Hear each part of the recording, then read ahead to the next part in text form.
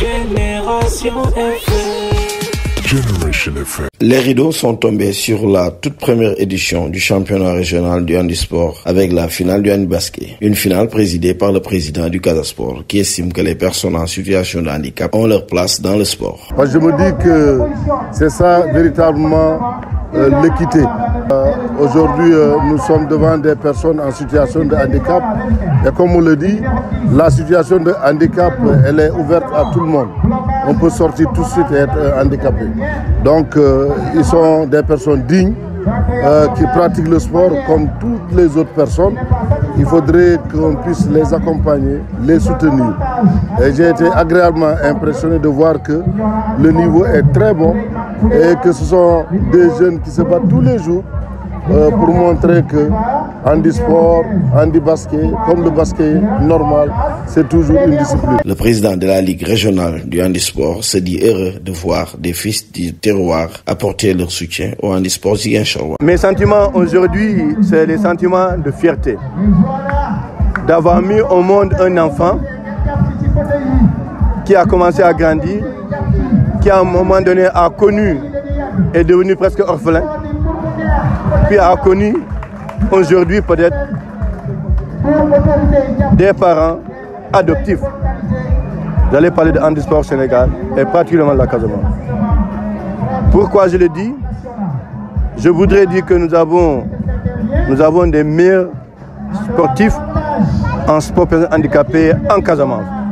Que ce soit sur le plan athlétisme, que ce soit sur le plan basketball, que ce soit sur le plan des aveugles, que ce soit sur le plan du football, c'est du foot. Nous avons les potentiels. Mais malheureusement pour nous, nous n'avons pas été accompagnés. Depuis le départ de handicap, handisport est devenu orphelin. Et c'est pourquoi aujourd'hui je suis heureux de voir qu'il y ait une autre personnalité, un grand frère, qui pense également faire la même chose comme les autres l'ont fait pour nous soutenir.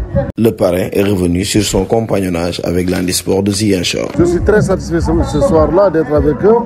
Et comme je l'ai dit, ce n'est pas la première fois avec eux. Je les ai toujours soutenus au niveau du championnat national.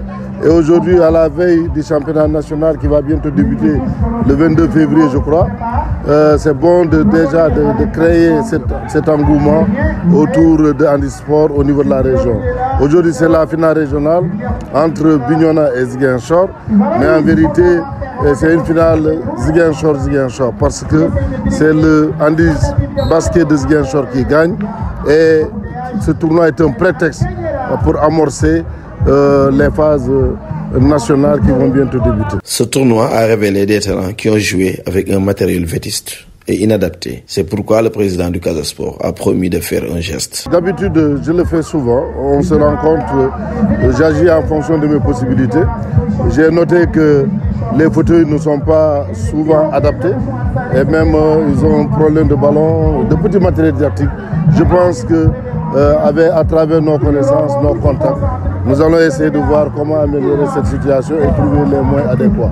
Même si on ne peut pas faire tout en même temps, mais on va essayer de voir ce qu'on peut faire dans un premier temps pour permettre à ces jeunes d'aller loin.